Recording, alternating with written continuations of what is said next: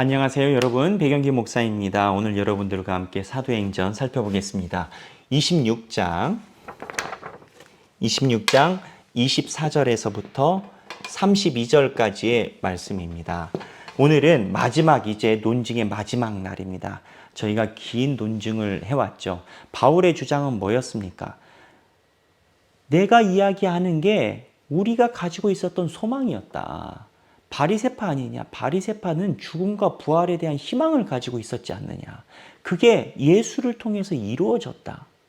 예수님이 구약에 있었던 다윗으로 통해 다윗의 뿔로 오신다라고 하는 우리의 길을 열어준 사람인데 죽었다 살아났기 때문에 우리 바리새파 신앙과 구약의 신앙이 하나가 된 거다. 그런데 그렇게 오랫동안 너희들이 기도해놓고 이루어졌는데 왜 안 믿냐? 나도 물론 처음에 그랬다. 그런데 예수님을 만나니까 우리가 기도하던 것이 이루어진 것이더라. 그래서 내가 이거를 이야기했을 뿐인데 너희가 도대체 무슨 문제냐? 라고 얘기를 했어요. 이거를 바울이 아주 조용조용하게 논리적으로 이야기를 그랬더니 반응이 어땠냐? 자, 반응입니다. 반응, 지금 앉아있는 사람이 누구죠? 총독이 있고 그 다음에 유대인의 왕 헤롯이 있습니다. 총독의 이름은 뭐죠? 베스도고, 그리고 헤롯은 대통령이라고 했죠? 헤롯은 누굽니까? 아그리빠라는 이름을 가진 사람이 유대인 대통령인 거죠. 그랬더니 이 베스도의 반응은 뭐냐? 너 미쳤다. 너 많은 학문이 너를 미치겠다라고 얘기를 해요. 네 말이 학문이 많아서 말은 되는 것 같은데 어이없는 이야기를 한다. 베스도는 로마 사람이니까 사람이 죽었다 살아났다고? 네 말대로 보면 맞는 것 같은데 논리 구조는 네가 미쳤다. 많은 학문이 네가 미치겠다. 아그리빠 왕은요 27절에 보면 반반 믿습니다.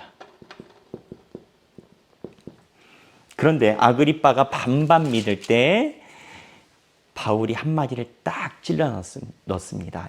26장 27절에 아그리빠 왕이요 선지자를 믿으시나이까? 믿으시는 줄 아나이다.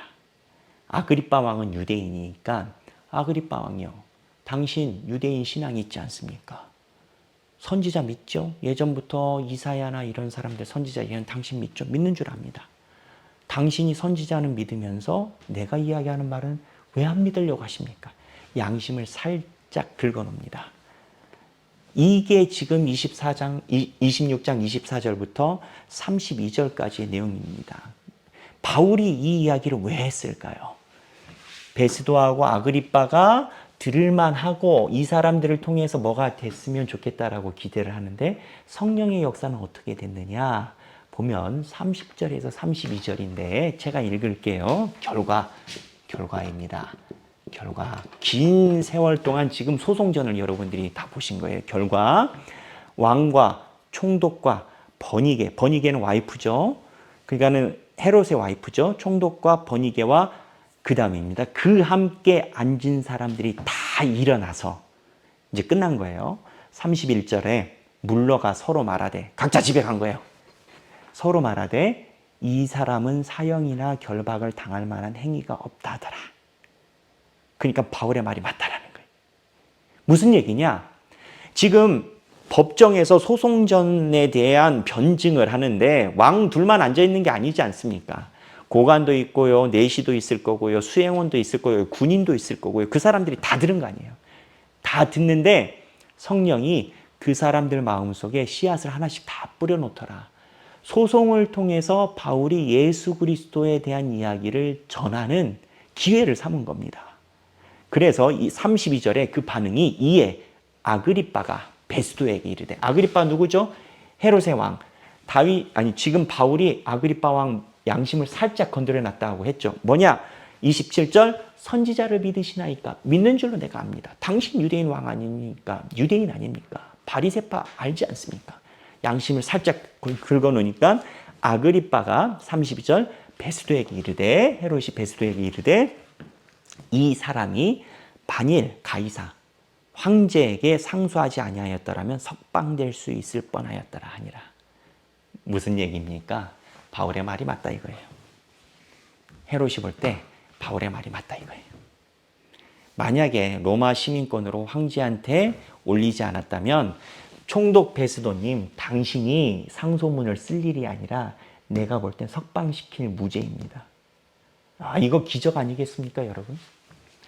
바울이 이 논증을 법정에서 투쟁을 통해서 자기가 믿는 신앙을 이야기를 해서 순식간에 베스도하고 아그리빠를 어쨌든 바울이 하는 말이 죄는 아니다.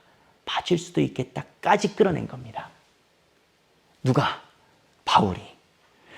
여러분 생각 한번 해보십시오. 우리가 생각할 때 지금 바울이 이야기하는 게 다른 사람들이 볼 때 미쳤다라고 표현했습니다. 베스도가. 예수에게 확 빠졌다라는 겁니다. 그리고 소송전에서 이런 이야기를 하는데 사실 소송이라고 얘기를 하면 얼마나 불편하고 누가 소송하고 싶겠습니까? 그런데 역설적인 것은 이 소송을 통해서 하나님이 하나님의 빛을 보이더라라는 겁니다. 신앙인이요, 가정에서 가정 불화가 있습니다.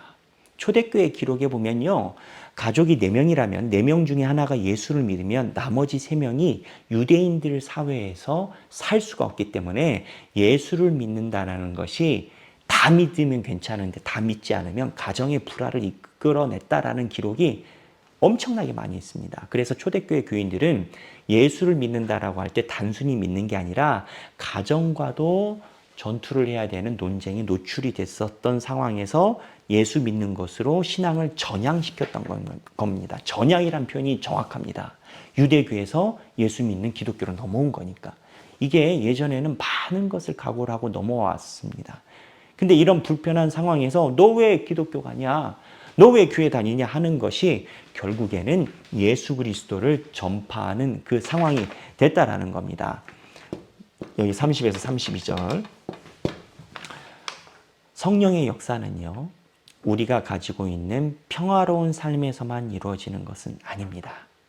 때로는 불편한 상황에서 내가 가지고 있는 신앙과 소신과 예수 그리스도의 성령의 임재하심을 증거하고 말하는 기회가 역설적으로 되기도 합니다. 그래서 불편한 상황, 편한 상황 모두 다 우리에게는 성령의 역사인 것이 성령님이 모든 상황 속에서 역사를 하시더라 이건 겁니다. 바울이 베스도하고 아그리빠에게 변증을 했을 뿐입니다만 결과적으로 그 자리에 앉은 사람들이 모두 다 바울 말이 맞다 했다라는 겁니다. 이제 초대교회의 시작의 씨앗이 뿌려지는 겁니다. 뭘 통해서? 소송 통해서. 이게 오늘 본문의 내용입니다. 26장까지 해서 바울의 소송전에 대한 내용은 사도행전에서 이제 마무리를 하게 됩니다. 그리고 27장, 28장 로마까지의 여정이 기록이 되어 있습니다. 오랜 시간 동안 바울의 소송에 관련된 내용을 깊게 살펴봤습니다. 어느 항존직 직분자가 저에게 그러시더라고요. 평생 동안 사도행전 많이 봤는데 안진뱅이가 일어나고 성령이 임했다 이것만 알았지 이렇게 소송전이 길고 깊은 내용이 있었는지 몰랐다라고 얘기를 해주시더라고요. 제 입장에서는 너무 감사했죠. 일단 BT를 제대로 보신 거고 이 안에서 메시지를 보셨다라는 겁니다. 여러분, 바울은요, 세상이 이야기하는 평안 속에서 일을 한 게 아니었습니다. 세상이 말하는 평안으로 얘기를 하면 소송이 없어야죠. 근데 바울은요, 세상이 말하는 평안은 아닐지 몰라도 성령이 역사하시는 자리에 그대로 있었습니다. 소송의 과정을 통해서 예수 그리스도의 이름을 전파됩니다. 가정과의 불화, 때로는 주변 사람들 간의 불편함을 통해서 내가 왜 불편함을 가져가는지에 대해서 말하는 기회가 세워지는 겁니다. 뭐에 의해서? 성령에 의해서. 사랑하는 하길교회 성도 여러분, 삶 중에서 성령님의 인도하심에 따라서 살아가고 성령님의 인도하심에 따라서 바울처럼 귀히 사용되시는 여러분들이 되시길 주님의 이름으로 축원합니다. 감사합니다.